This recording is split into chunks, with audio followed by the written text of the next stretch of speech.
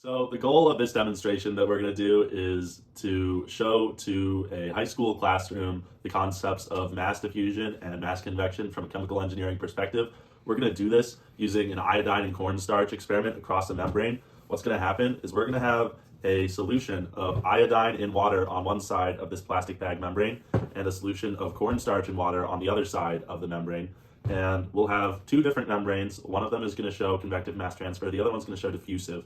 And the point of using these two bags is to show the difference in the rate of mass transfer across the barrier using convective versus diffusive mass transfer. And we chose to use iodine and cornstarch because these are readily available materials that your typical high school science classroom should have no problem obtaining. The materials we're going to need are two 200 milliliter beakers, two plastic sandwich bags, one stir bar, a bottle of iodine, a dropper for the iodine, we used a paintbrush, some water, and a spoon to stir the cornstarch solution we're going to make, a stir plate, and cornstarch. To begin the experiment, we're going to prepare a cornstarch solution by mixing 4 tablespoons of cornstarch with 75 milliliters of water, and then adding this slurry of water and cornstarch to 400 milliliters of boiling water. And then we're going to allow that final mixture to cool to room temperature. Next, we're going to measure out equal portions of our cooled water and cornstarch mixture into the 2 plastic sandwich bags. Then you're going to fill the 2 beakers with water and walk everything to where you're going to be setting up your experiment.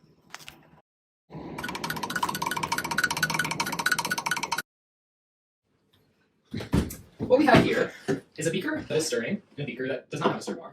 And we are going to put a Ziploc bag with starch in here. Ziploc bags are made of polyethylene, which is a polymer that is permeable to iodine but not to water. So we're going to have the bags of starch in here, and then we're going to pour a little bit of iodine into each beaker of water.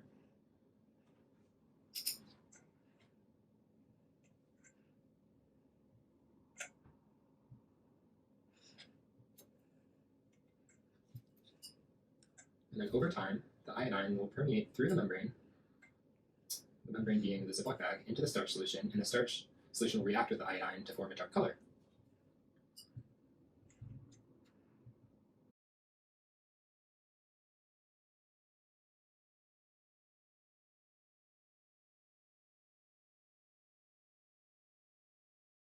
Okay, so we have 2 types of mass transfer. We have diffusion and convection.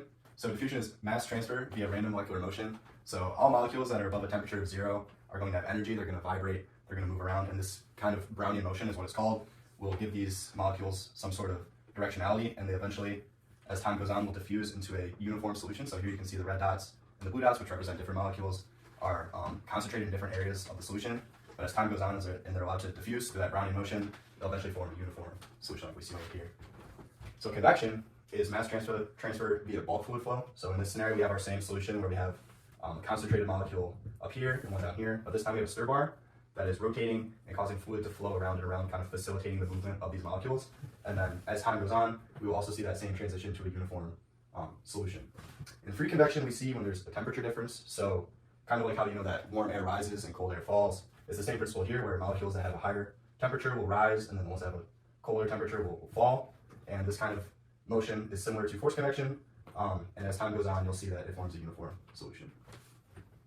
So these equations are the equations that define our experiment, with the total molar flux being the total flux of the iodine in our beakers. The total molar flux equation both has a diffusive and convective term. In our beaker without the stir bar, it'll have a negligible convective term, so we can only assume that it's determined by the diffusive molar flux. But once we have the stir bar, that'll add a molar velocity to the iodine, meaning that our convective term will not be negligible.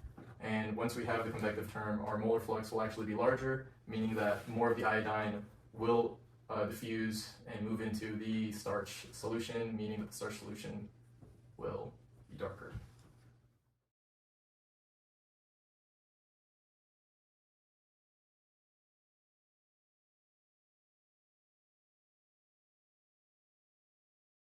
Okay.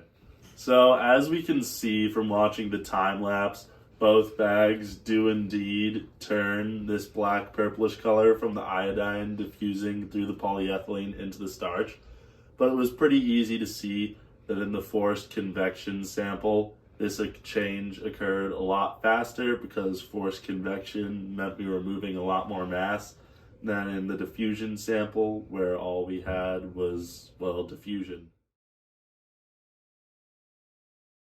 Are you ready?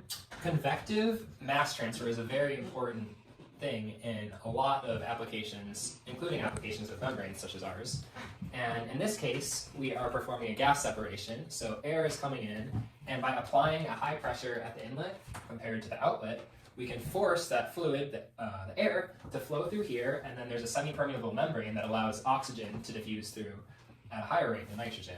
And with that convective flux, we can get a higher total flux, so we can get more purified oxygen.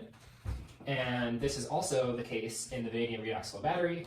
Essentially, you apply a pressure through a pump, and that allows protons or a different charge carrying species to diffuse through the membrane at a higher rate so that you can get a current.